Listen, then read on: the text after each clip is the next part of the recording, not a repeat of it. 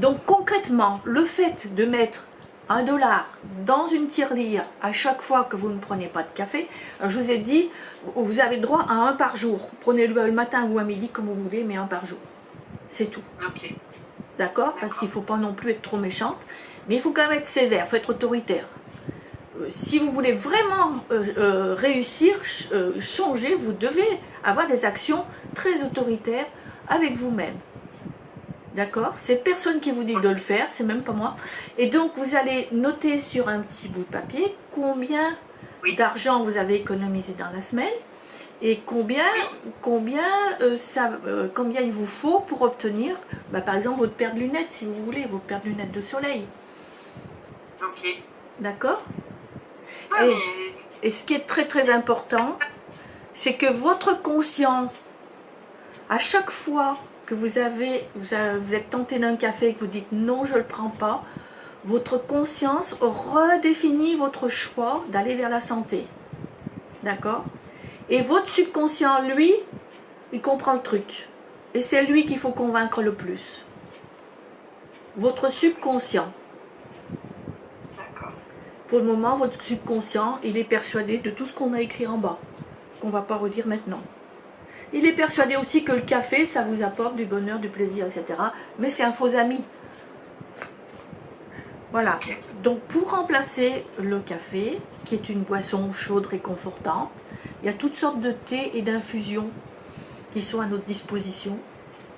Donc c'est à vous de choisir et c'est à vous de faire, de vous faire une petite boîte avec différentes infusions, différentes idées. Différentes boissons, puisque vous êtes dans un pays froid, il vous faut des boissons chaudes réconfortantes. Oui. Premièrement. Deuxièmement, c'est absolument mettre, même là vous avez pris un verre d'eau, je ne vous ai pas dit, une goutte de rescue dans le verre d'eau, et de mettre du rescue dans votre bouteille, et boire tous les jours.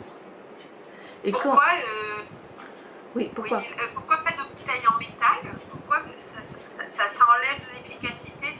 Ben oui, parce que c'est vibratoire.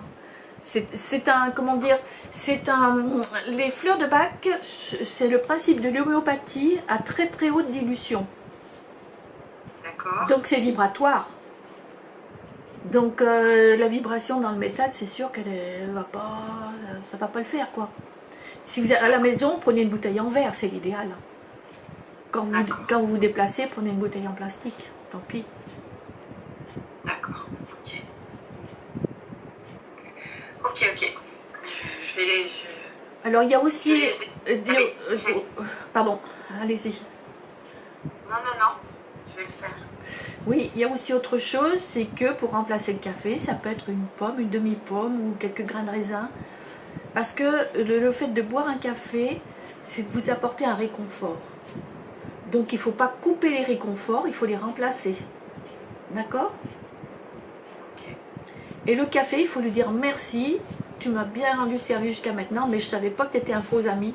Donc à partir de maintenant, on va faire autrement. Je ne t'abandonne pas complet, mais je te garde justement une petite place tous les jours. Bon, on en était au café, on en était à... Là, il faut vraiment que vous changiez vos habitudes, hein. Il n'y a pas de doute. Donc le café fait partie des faux amis, il fait partie des choses qui vous alourdissent, qui vous font qui vous créent du préjudice. Et le café, on sait bien que le café, ça amène, c'est pas apaisant. C'est pas moi qui invente ça. Non, c'est un excitant. C'est un excitant, voilà. Un excitant, c'est du yang, selon la médecine chinoise. Et le yang, c'est lié à la chaleur, à l'insomnie. Vous voulez pas que je vous fasse un dessin? Non, je sais bien, ouais. Donc voilà, c'est là que vous avez un choix à faire. Vous avez besoin de vous apaiser. Amener de la paix. Amener de la paix en vous. D'accord? Ok.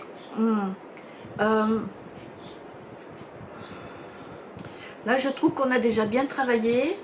Vous allez